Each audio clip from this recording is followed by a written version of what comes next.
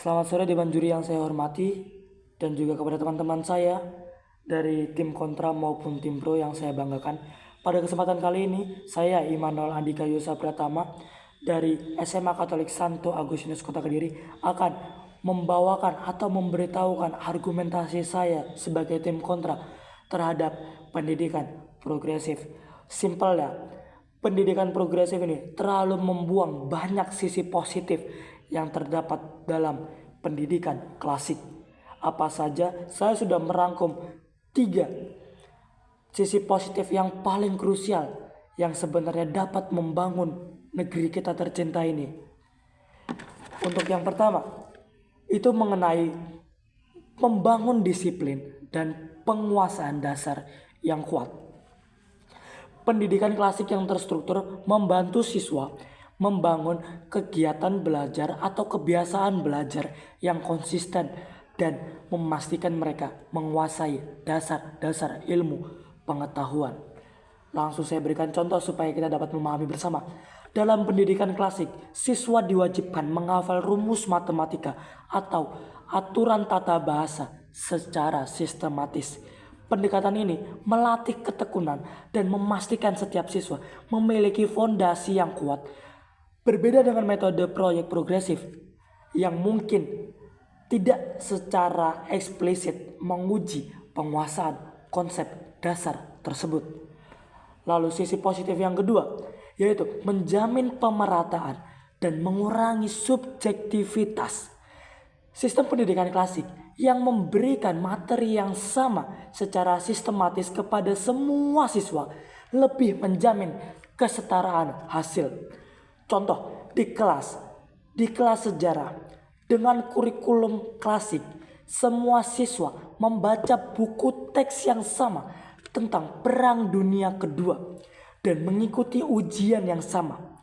Tentu mengenai Perang Dunia Kedua yang soalnya diambil juga dari buku teks yang sama, yaitu mengenai Perang Dunia Kedua.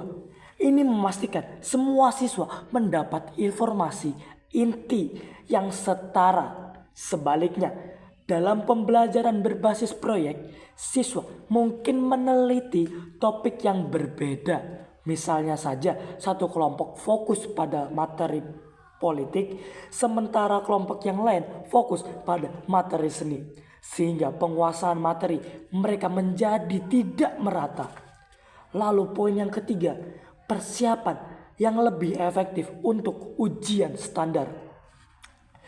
Pendidikan klasik yang berfokus pada latihan soal dan pembahasan materi tekstual yang lebih efektif dalam mempersiapkan siswa menghadapi ujian nasional dan tes masuk ke perguruan tinggi.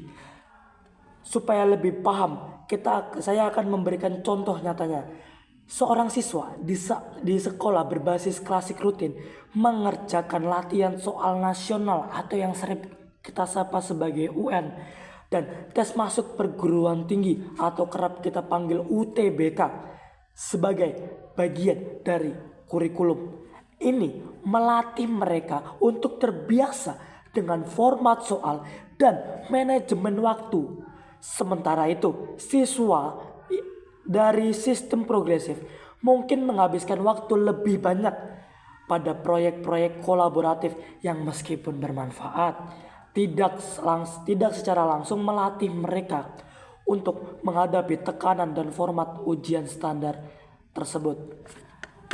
Dari ketiga poin yang sudah saya bacakan, bisa saya simpulkan, jika kita masih menggunakan sistem klasik, kita memungkinkan untuk rakyat Indonesia dapat mendapatkan IQ yang sama atau kesetaraan dalam pengetahuan yang sama.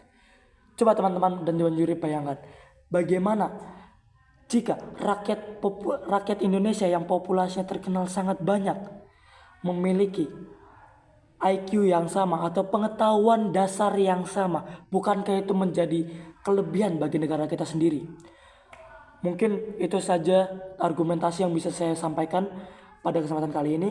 Saya Immanuel Andika Yusa Pratama, izin undur diri. Selamat sore saya ucapkan kembali kepada Dewan Juri dan juga teman-teman saya. Terima kasih.